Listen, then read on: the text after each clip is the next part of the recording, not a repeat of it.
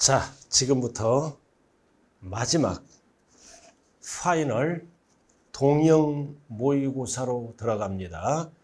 저는 5회, 6회, 7회, 8회분을 배당받았어요. 자, 기본에 충실하자. 60점 맡깁니다. 기본에 충실하자. 자, 5회. 자, 일단은 세법은 25번부터 출제가 되네요. 25번. 쭉 나오죠? 틀린 거다. 전체 내용입니다. 그래서 이론 정리가 안 되신 분은 파이널 이론서를 봐야 돼요. 파이널 이론서로 압축을 했네요. 그래서 이 지문은 페이지 6페이지부터 이론이 파이널 이론에 정리되어 있죠. 자, 주인공이 누구다? 갑입니다. 주인공이 갑이에요. 을로부터 취득합니다. 그리고 병에게 양도를 했네. 그래서 취득하고 갑이 보유합니다. 취득, 보유, 양도 관련된 조세를 물어보는 거예요. 자, 1번. 갑이 종합부동산세를 물어보네. 그럼 종합부동산세는 원칙이 뭐다? 신고납부. 원칙이 정부 결정. 부가주의죠? 근데 신고납부 방식으로 가면 납기는 똑같아. 항상 12월. 1일부터 15일, 절대 16일 하면 안 돼요. 보름. 그래서 신고했다. 그럼 모든 세금은 신고하면 뭐가 된다?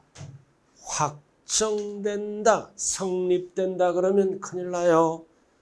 신고하면 확정된다.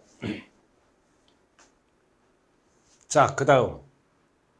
그러면은 확정된다. 그럼 성립 시기는 언제예요? 성립 시기는 언제 성립한다? 과세 기준일에 성립된다. 그래서 성립 시기와 확정 시기를 반드시 이번 시험에 구분해야 돼요. 과세 기준일에 성립한다. and 신고하면 확정된다. 옳은 지문이네요. 자, 그 다음 2번. 갑이 을로부터 부동산을 취득했죠? 근데 과세 기준일까지 등기가 안 됐다. 무슨 뜻입니까? 갑이 잔금은 끝난 거야. 잔금을 줬다. 근데 갑이 뭐를 안 했어? 등기를 안 했어. 그럼 이거는 뭐를 물어보는 지문이다? 재산세. 그러면은 잔금이 끝나면 실질 소유자는 갑이잖아. 그럼 을은 공부상 소유자죠? 그럼 을은 어떻게 해야 돼? 갑을 신고해야죠. 소유권 변동 사실을 신고해야 된다. 누가 신고하는 거야? 을이. 을은 소재지 관할 지자체에게 신고할 의무가 있다 없다? 있다. 그래야 갑에게 날아가지. 그럼 신고를 안 하면 을 공부상 소유자가 납세할 의무가 있습니다. 그럼 여기서 이제 알아야 될 거는 소유권 변동 사실은 언제까지 신고해야 돼요? 아무 때나 하는 게 아니에요. 과세 기준일로부터 절대 10일 하면 안 돼요. 15일 이내에 신고하여야 한다. 꼭 기억해야 돼요. 절대로 사유 발생이라면 안 돼요. 항상 6월 1일부터 15일 이내. 자, 그 다음 3번. 갑이을로부터 부동산을 40만 원에 취득했다. 이번엔 취득세 지문이네요. 그럼 40만 원이니까 50만 원 이하에 들어가죠. 면세점. 그럼 취득세를 물어볼 때는 납세할 의무가 없다. 그러나 뭐를 물어봐? 등록면허세는 있다. 과세합니다. 취득세 대상이지만 40만 원, 50만 원 이하에 들어가니까 면세점. 취득세를 물어보면 없다. 등록면허세를 물어보면 있다. 이렇게 답을 해야 됩니다. 자, 4번. 자, 양도세 예정신고했네. 그럼 신고하면 무조건 어떻게 된다? 납세 의무가 확정된다.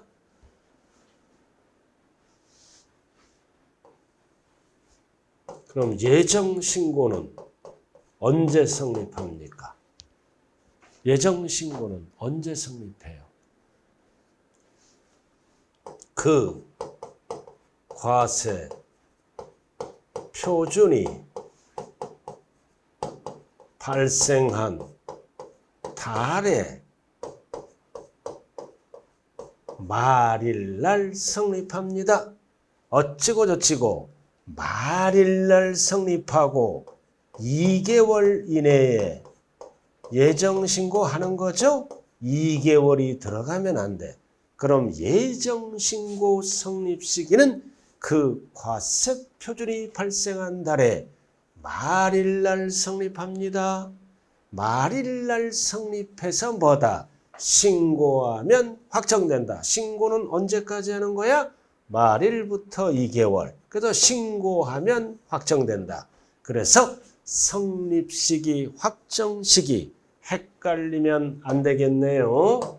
자, 그 다음 5번. 갑이 을로부터 증여받았어. 을로부터 증여받았다. 우리는 증여세는 출제 제외예요. 그럼 이거는 뭐를 물어보는 거야? 증여 취득세. 증여 취득세. 그럼 뭐를 물어봐? 성립 시기를 물어보네. 그럼 증여 취득세는 계약일에 성립한다. 계약일에 성립한다고요. 그럼 말일부터 3개월 이내에는 뭐다 이거? 신고기한이야. 개정법이죠? 그래서 신고는 말일부터 3개월 이내에 신고하여야 한다. 그럼 여기는 포인트가 뭐다? 성립시기니까 증여받으면 계약일에 성립한다. 그래서 이 증여취득세는 성립시기와 신고기한 반드시 정리를 해야 됩니다. 성립시기. 증여, 계약일에 성립한다. 신고하면 확정된다. 그러면 언제까지 신고한다? 말일부터 3개월. 그러니까 이게 들어가서 틀린 지문이네요. 그래서 정답은 몇 번이다? 5번. 전체적으로 한번 해봤네요. 틀린 거를 물어보고 있네요. 아주 중요한 문제입니다. 자, 26번으로 들어가죠. 자, 이번에는 이신청. 심판 청구에 관한 설명으로 틀린 거다. 틀린 거를 물어보네요. 파이널 이론서. 이론서는 페이지 11쪽을 참조하세요. 11쪽을 참조하세요. 자, 틀린 것. 자, 과태료. 이거는 현행법이잖아. 과태료는 심사나 심판 청구를 할 수 있다, 없다? 없다지. 없다. 자, 그 다음 2번. 심판 청구는 처분 집행에 효력을 미치지 않죠. 근데 이제 압류가 들어갔어. 그럼 바로 공매 처분하면 안 되죠? 며칠 여유를 줘? 30일. 그래서 30일까지 공매 처분을 보류할 수 있다. 60일하면 안 돼요. 30일. 그 다음 지방세에 관한 불복시. 불복 청구인은 자, 심판 청구는 필수 절차예요.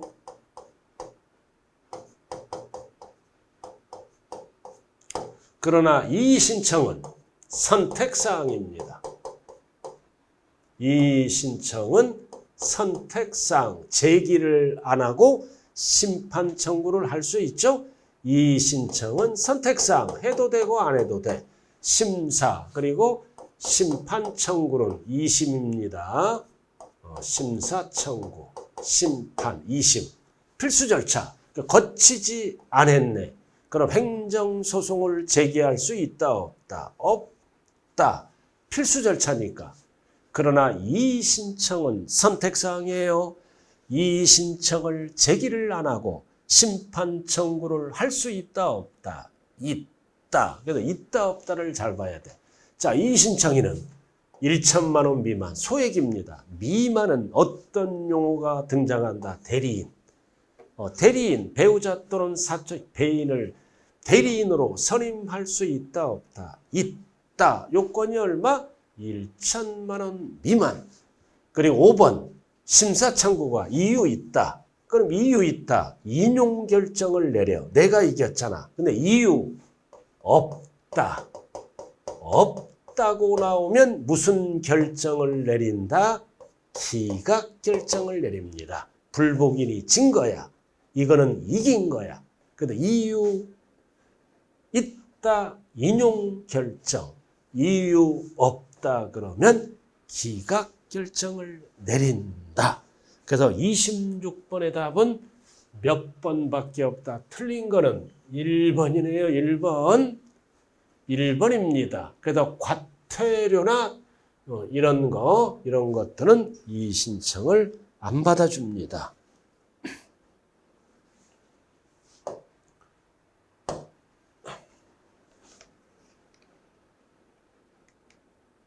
자, 27번으로 돌아갑니다.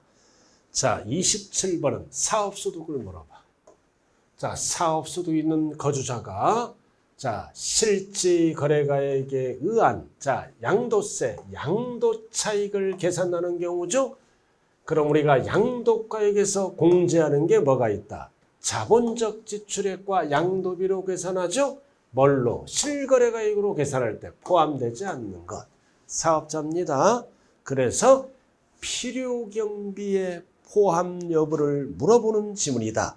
그래서 화인을 이론 정리는 페이지 19쪽에 나와 있어요. 참고를 하시기 바랍니다. 그럼 포함되지 않는 것은 무슨 뜻이야? 양도가액에서 공제를 못 받는 거. 공제 못 받는 거. 자, 1번. 자, 양도하기 위해 직접 치료한 신고서 작성 비용 또는 뭐 중개 보수 이런 거 다 공제받죠? 왜 공제받아? 증명 서류를 수치 보관되어 있기 때문에 보관이 안 되면 어떻게 하면 공제를 받아? 금융거래에 의해서 확인되면 계약 이런 증명 서류가 없더라도 금융거래에 의해서 확인되면 공제받을 수 있다고 그랬죠? 계좌이체 등을 해도 된다. 자, 그럼 이거는 자, 뭐를 물어볼 포함되잖아. 자, 그다음 포인트가 뭐다? 재건축 부담금. 당연히 자본적 지출액. 그럼 부담금은 세 가지가 있잖아. 재건축 부담금, 개발 부담금.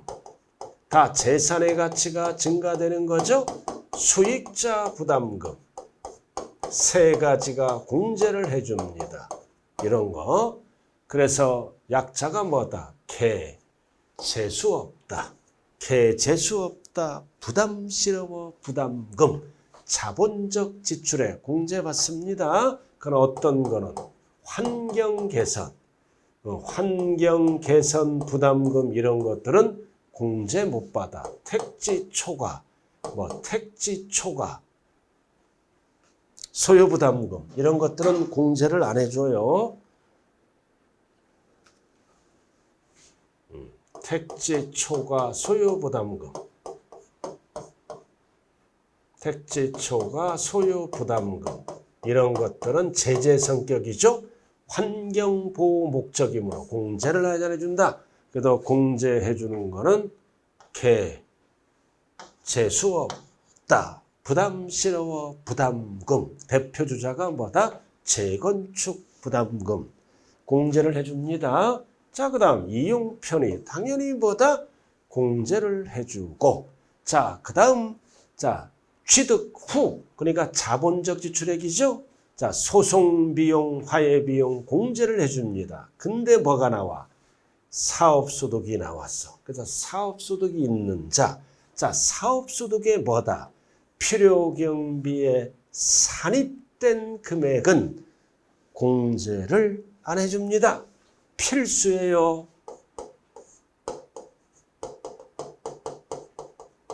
사업소득, 필요경비에 산입된 금액. 자, 사업소득에서 먼저 양도소득이 아니라 먼저 공제를 받았잖아. 그러니까 이거는 뭐다? 양도소득에서 공제를 안 해줘. 여기서 먼저 공제를 받았으니 그럼 이중공제 방지를 위해서 어디서 공제를 한다? 취득 가액에서 공제를 해줍니다. 그래서 양도 가액에서는 공제를 안 해줘요. 그럼 어디서 공제를 해줘? 취득가액에서. 이게 1번입니다. 사업소득 필요경비에 산입된 것은 양도가액에서 공제를 안 해. 그냥 놔두면 이중공제죠? 취득가액에서 공제를 합니다. 그럼 여기서 문제를 뭐를 물어봐? 양도가액에서 공제하지 않는 거를 물어보네요. 그럼 양도가액에서 공제를 안 해줘. 이게 1번. 근데 2번이 뭐야? 2번. 똑같아요. 사업소득. 필요 경비에 산입된 것을 제외한 금액. 나머지 필요 경비에 산입된 금액을 제외한 금액은 당연히 뭐 해줘야 돼? 양도 가액에서 공제를 합니다.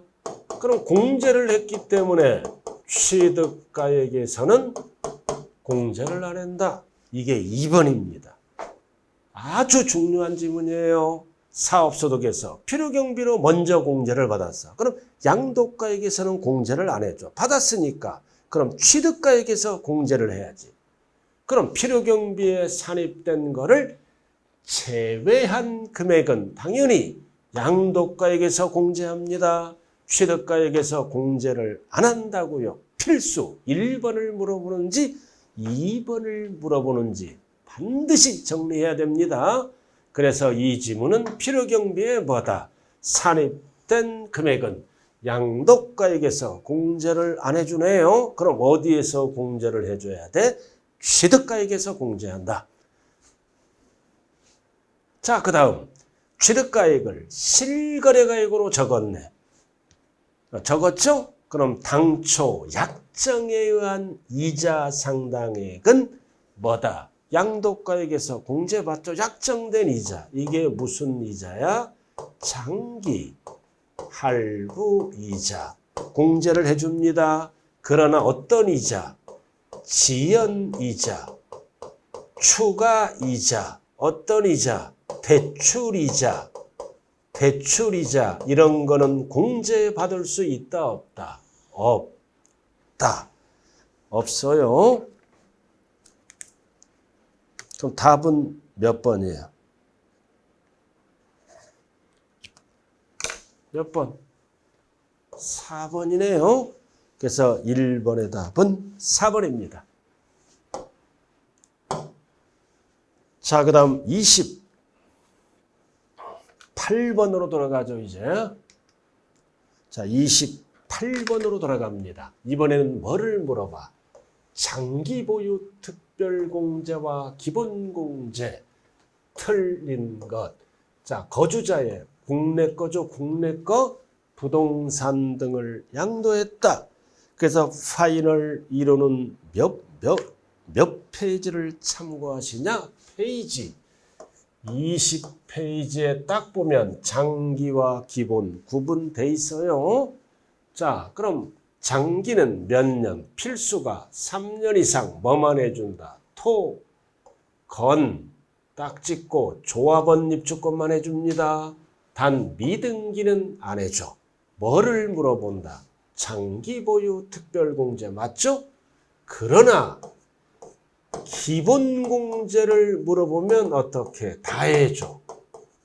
모든 자산 적용 다 해줍니다. 기본공제는 뭐 빼고 다 해준다? 미등기 빼고 다 해줍니다. 미등기는 안 해줘. 딱 기본공제는 미등기 빼고 다 해준다. 그러나 장특공제는 토, 건, 조합원 입주권만 해줍니다. 여기다 점 찍고요. 자, 됐고. 자, 미등기는 안 해주고. 자, 1세대 1주택은 고가주택이죠? 몇 년 보유하면. 역시 3년 보유했을 때는 적용될 수 있다. 3년이 안 되면 안 해주고. 수 있다. 옳은 지문이네요. 그럼 여기에서 1세대 1주택은 몇 프로 공제받을까요? 몇 프로? 몇 프로? 3년 보유하고 2년 거주했다면 반드시 알아야 돼. 최저 20에서 최대 80%까지 해줍니다. 한도가 있어요. 한도. 그럼 3년 보유하면 1년에 4%죠? 2년 거주해도 4%씩 갑니다. 그럼 4, 3, 12 이렇게 4, 2는 8 합쳐야죠? 합치면 최저 20. 20. 근데 10년 보유했어. 10년 거주했어. 그럼 1년에 4%죠? 4%니까 40. 10년 거주하면 40 이렇게 해서 최저 최대 꼭 기억해야 돼요.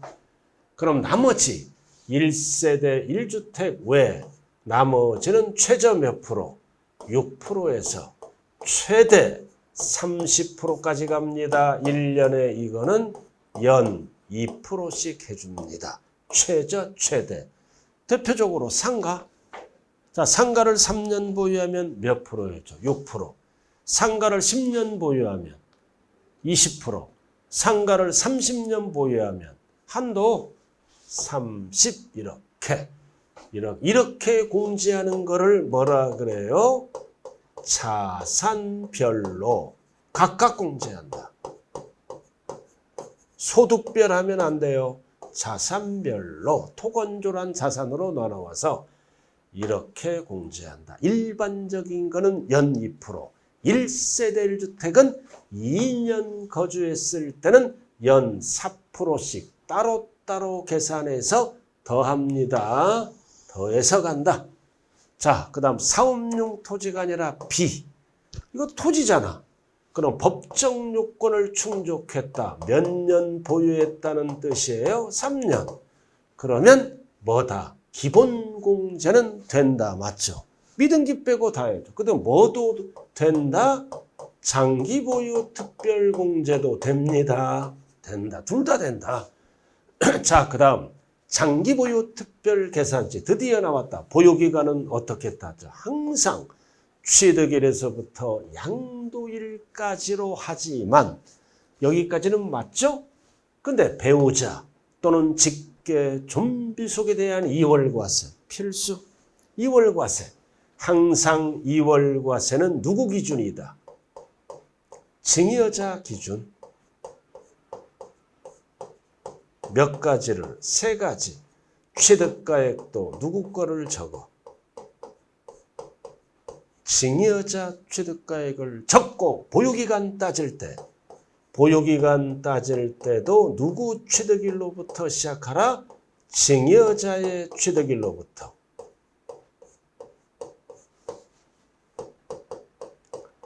증여자의 취득일로부터 시작하죠? 기산. 뭐를 물어볼 때? 장기보유 특별공제와 세율. 이렇게 세 가지. 그 다음 장특공제는 누구 취득일로부터 따져라? 증여자의 취득일로부터 기산. 그 다음 증여자를 길게 얘기했잖아요. 증여한. 받은 하면 큰일 나는 거예요. 증여한 배우자 또는 직계 좀비속일의 취득일로부터 기산한다. 증여한, 증여자네요. 증여받은 에 속지 말자. 그래서 28번. 그럼 28번의 답은 몇 번이다? 3번이네. 그래서 장기보유 특별공제는 보유기간별 공제율을 곱하여 계산하는데 양도 가액이 아니라 어디에 곱한다? 차익. 가액에 속으면 안 돼요. 차익에. 그래서 답은 3번밖에 없네요.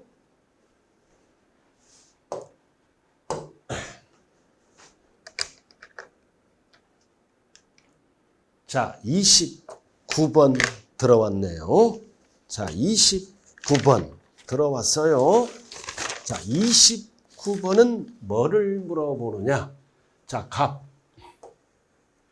17년 10월 20일에 토지 취득가액 1억 원 등기됐다. 중요한 거는 동생입니다. 동생. 거주자을 특수관계인이죠. 그래서 증여했다. 그래서 증여해서 취득가액을 3억으로 높였네요. 1억짜리를 3억으로 높인 다음 23년에 얼마에게 양도했다? 10억 원. 양도가액. 자, 동생에게 증여했다. 이거를 우리는 무슨 법이라 그래요? 부당행위 계산 부인.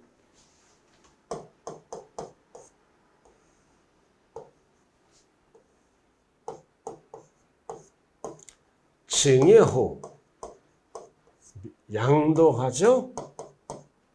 자, 몇 년 이내에 양도합니까? 10년. 절대 5년 하면 안 돼요. 그래서 갑을 증여자라고 얘기하고 을을 수중자라고 얘기합니다. 그럼 갑과 을은 특수관계인 중에 배우자 직계 좀비속이 아니네. 동생.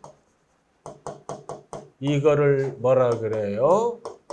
부당행위 계산 부인 규정이라 그래. 네 글자로 줄여서 뭐라 그래요? 우회양도라고 얘기합니다. 이 법은 왜 만들었어? 증여 취득가액, 갑의 취득가액은 1억이잖아. 동생을 통해서 증여한 후 취득가액을 3억으로 높였죠? 높였어. 그래서 동생을 통해서 우회양도한 다음에 양도소득세를 회피하더라. 띄어먹는 거를 방지하려고 만든 법입니다. 그럼 이게 무조건 부인하는 게 아니죠?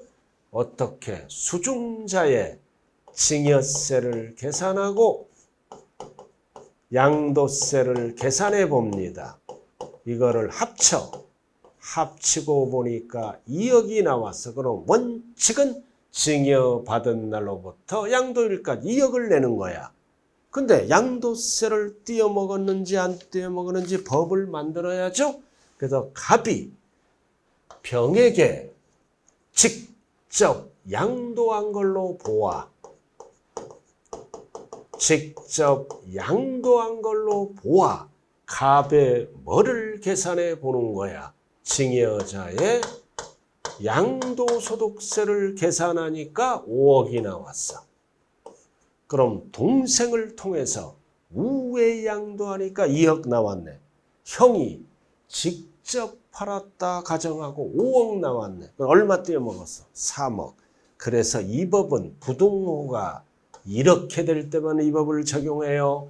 갑의 양도세가 크고 수중자의 조세가 적은 경우만 이 법을 씁니다. 그래서 적었을 때는 이 행위와 계산을 부인하고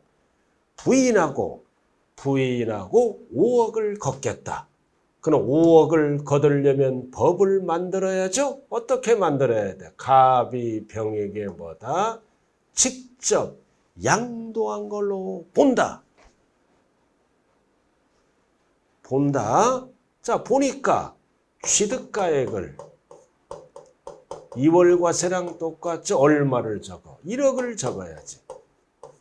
그 다음 장기와 세율을 물어볼 때 보유기간도 누구 취득일로부터 따져라? 증여자 기준이에요. 증여자 취득일로부터 기산. 2월과세랑 똑같아요. 취득일부터 기산하고 이렇게. 그 다음 수중자.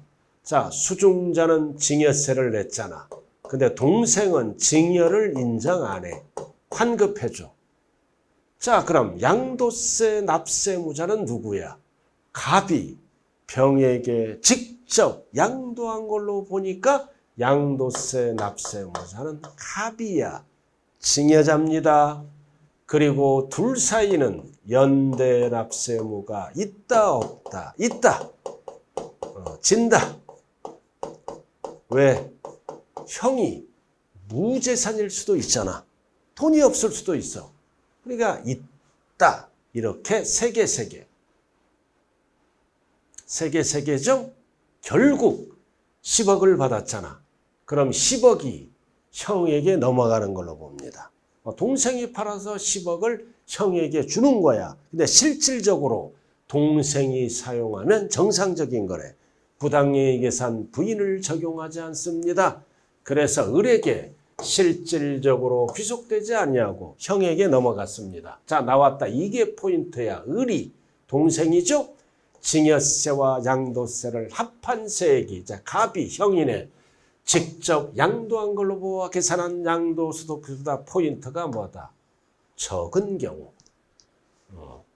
적은 경우. 이럴 때 적은 경우는 이 행위와 계산을 부인하고 어떻게 세금을 계산한다? 갑이 병에게 직접 양도한 걸로 본다. 그래서 옳은 거를 물어보네요. 옳은 거를 물어본다. 이거는 페이지 23쪽을 참고하세요. 파이널 이론서. 자, 1번. 자, 보유기간을 물어보네. 그럼 보유기간은 누구 취득일로부터? 갑의 취득일로부터 이거. 갑의 취득일로부터 양도일까지 계산하겠죠? 그럼 이게 다 딱 옳은 지문이네. 자, 2번. 취득가액은 누구 취득가액을 적어라? 갑의 취득가액을 적어라. 근데 왜 틀렸어?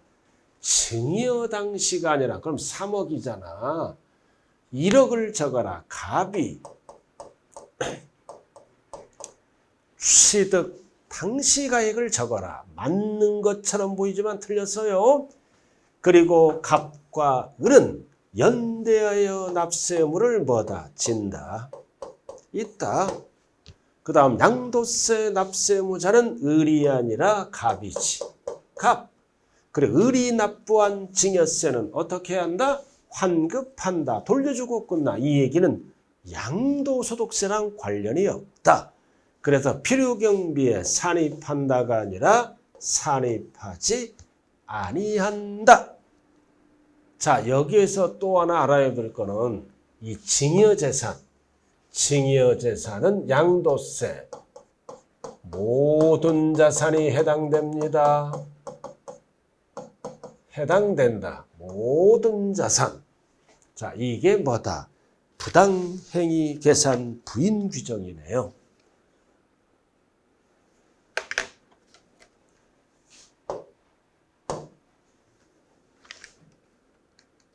자, 그 다음 30번으로 들어갑니다. 자, 30번. 이번에는 신고납부에 관한 설명 중 틀린 거네요. 틀린 거다. 이거는 화인을 이론서 24쪽을 참고하세요. 24쪽. 자, 건물을 신축했다. 자, 5년 이내에 양도해야 됩니다. 5년. 제척기간이 5년이니까. 그래서 취득가액을 뭘로 적었어? 환산 취득가액으로 적었어. 그럼 세금을 띄어먹었어. 띄어먹었으므로 5%를 결정세액에 더한다. 중요한 거는 5%는 뭐의 5%다? 환산 취득가액. 절대 산출세액 하면 틀린 지문입니다. 숫자 5년 5%. 결정세액에 가산해서 산출세액이 없더라도 무조건 세금을 5%를 걷습니다. 그 얘기라고요. 5년 맞는 지문이죠. 그리고 양도 차익이 없거나 당연히 손해가 나더라도 신고를 하여야 한다. 있다라는 뜻이고, 자, 예정 신고와 함께 납부했다. 납부했어요. 그럼 옛날에서는 뭐다? 미리 납부했으니까 5% 또는 10%를 뭐다? 공제해 주던 시설이 있어. 근데 이게 폐지가 됐어. 그래도 공제하지 않습니다. 없다. 맞는 지문.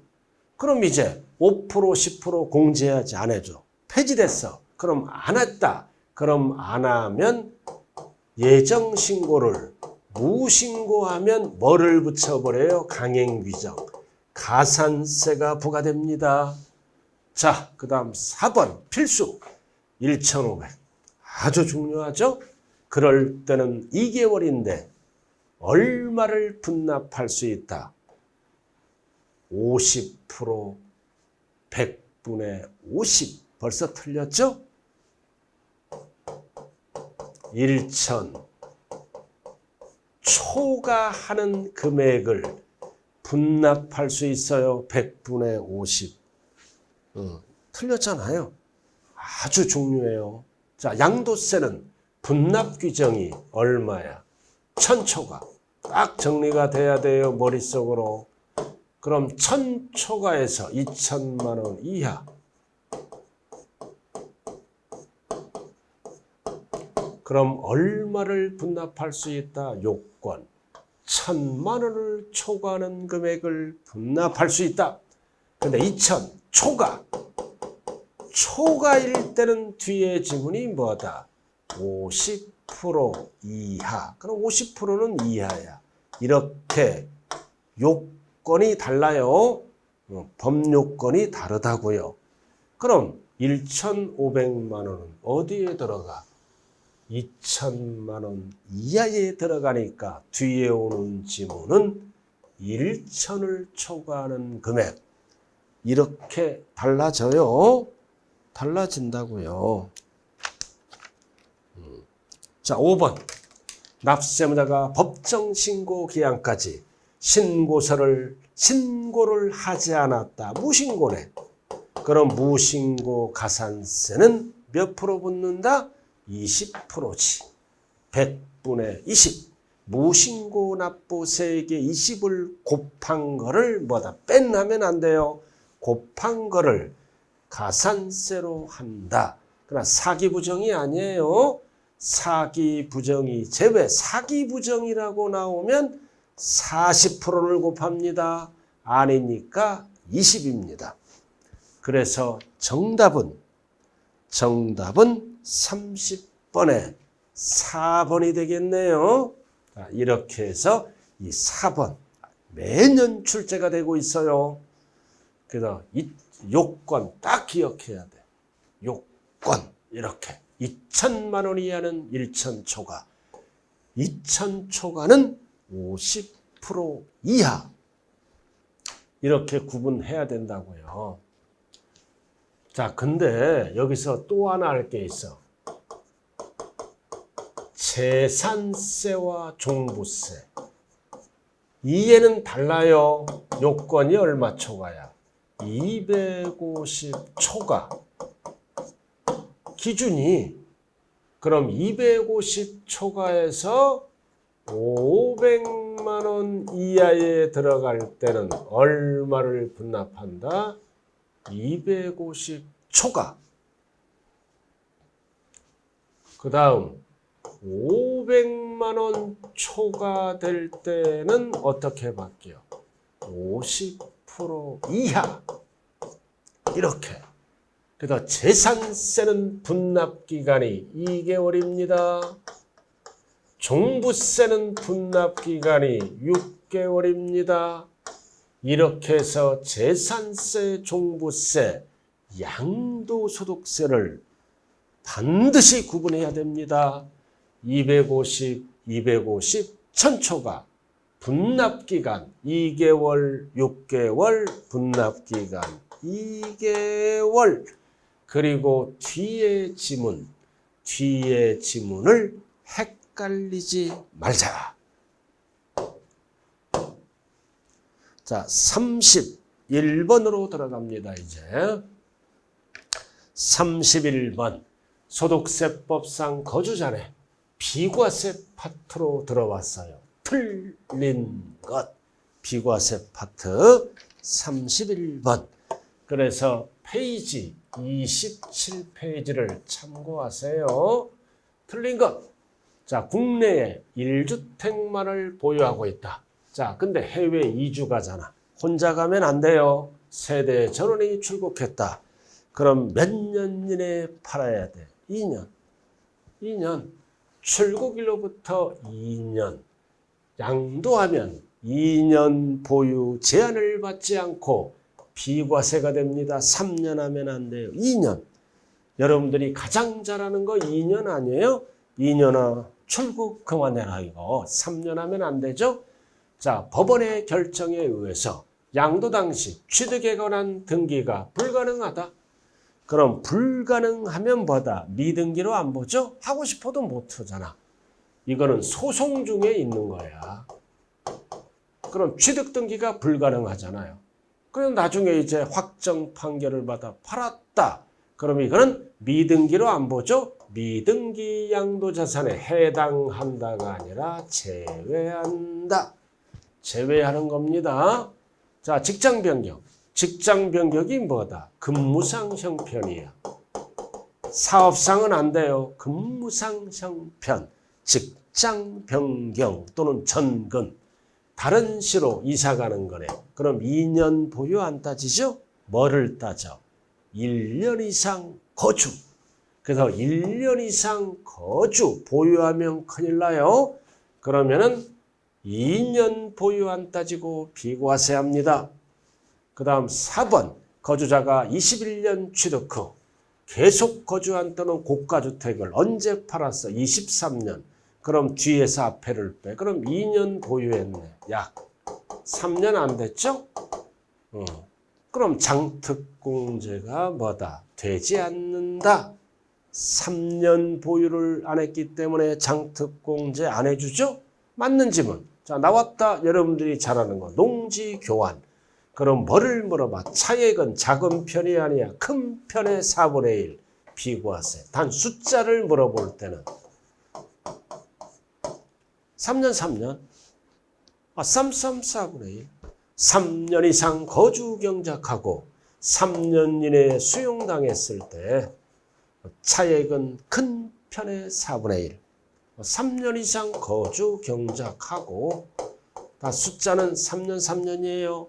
일명 4분의 1 비과세. 그래서 31번의 답은 몇 번이다? 2번밖에 없네요.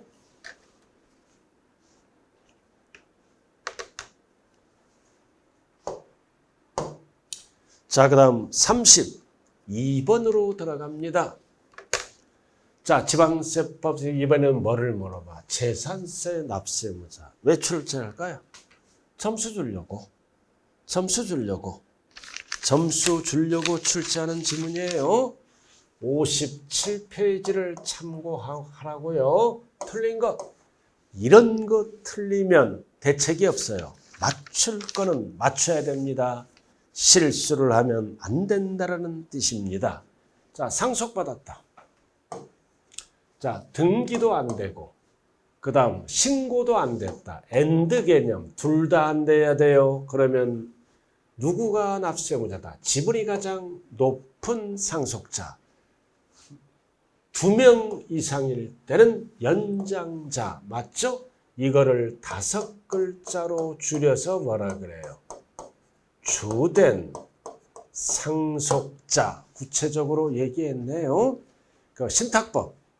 수탁자 명의로 등기되더라도 실질 소유자는 누구다? 위탁자, 수탁자 하면 안 돼요. 국가, 선수금, 잔금 전에 미리 받았죠? 잔금이 안 끝난 거야. 잔금 전에 미리 받은 돈. 그럼 소유권은 국가 거야. 근데 매수계약자가 무상사용권을 부여받았네요. 그럼 무상일 때는 항상 뭐다? 무상으로 받은 자. 이거를 누구라고도 얘기한다? 매수계약자. 똑같은 지문이에요. 이렇게. 자, 도시개발법 환지방식이래. 자, 뭐 어떤 땅을 물어봐? 채비지 또는 뭐를 물어봐? 보류지. 이거 누구 땅이야? 보류지는 사업시행자 땅이죠. 그러니까 종전의 토지 소유자 틀렸네. 누가 납세무자다? 사업 시행자입니다. 종전의 토지 소유자 틀렸네요. 자, 공부상 매매. 자, 소유권 변동. 무슨 뜻이다? 잔금이 끝났는데 매수자가 등기를 안 해가. 그럼 정부는 매수자를 모르잖아.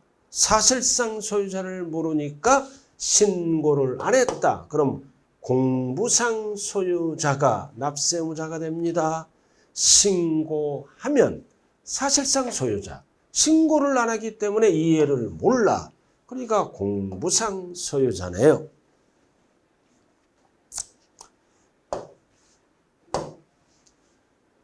자, 정답은 몇 번이다? 4번이네요.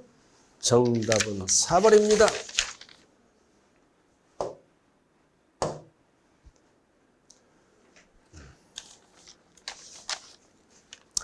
자, 30.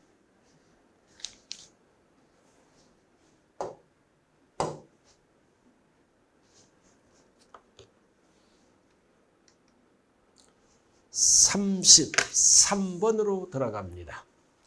재산세 뭐를 물어보는 지문이다? 표준세율. 아주 중요한 문제죠. 56페이지를 참고해야 돼요. 틀린 것. 자, 1번 나왔다. 주택. 자, 주택. 별장도 포함합니다. 별장도 폐지됐기 때문에 일반 주택에 들어간다. 그럼 세율은 4단계 초과누진입니다. 4% 하면 큰일 나요. 그리고 역시 별장이다. 4% 없어졌어요. 초과 누진으로 간다. 암기해야죠. 0.1에서 최대 0.4 몇 단계? 4단계. 근데 1주택자 9억 이하 1주택자는 0.05를 인하시켰죠. 여기에서 0.05를 빼면 돼. 0.35 4단계는 똑같아. 반드시 주택은 암기해야 돼요. 이렇게 다주택자는 이렇게 가고 단 이거는 9억 이하만 9억 초과가 되면 유로 올라가고 다주택자도 유로 가고. 자, 종합합산 토지. 자, 토지 합산이니까 누진세율이죠. 3단계 반드시 암기해야 돼요. 종이요 0.2에서 최대 0.5 종이요 몇 단계? 3단계. 뒤에 거를 물어보네. 자, 4번 재등의 발생으로 불가피할 때만 50% 조정할 수 있죠. 표준세율. 단 50%는 해당 연도만 적용합니다. 뭐 계속 적용한다. 틀려. 5년간 적용한다. 틀려요. 해당 연도만. 그 다음 건축물이야. 자, 건축물 뭐가 나와? 직전연도. 직전연도 해당 연도가 나오면 세부담 상한. 그래서 토지 건축물은 무조건 150이야. 그래서 150%를 초과할 때 해당 연도는 100분의 150을 세부담 상한으로 한다는 뜻이에요. 그리고 5번 필수라 그랬죠? 토지 건축물은 무조건 150이야. 네, 주택은 105%, 110%, 130, 150이 없어요. 그럼 3억 이하 공시가격, 6억 이하, 6억 초과. 반드시 이거 기억해야 돼요. 개인 세부담 상한. 주택은 공시가격에 따라 3억 이하는 105%, 3억 초과 6억이 하는 110%, 6억 초과는 130, 개인 150이 없다. 그럼 답은 33번의 답은 몇 번이다? 2번. 그리고 또 하나, 이 숫자가 나오면 주택, 1주택자, 공정시장 가액 비율 1주택자 43, 계속 반복하는 거예요. 44, 6억 초과가 45%. 그래서 개인 세부담 상한과 공정시장 가액 비율은 공시가격이 동일해요. 세부담 상한은 이렇게 가고 공정시장 가액 비율은 이렇게 법이 바뀌었다. 그래서 답은 2번이네요. 이렇게. 자, 그럼 잠시 쉬었다 진행합니다.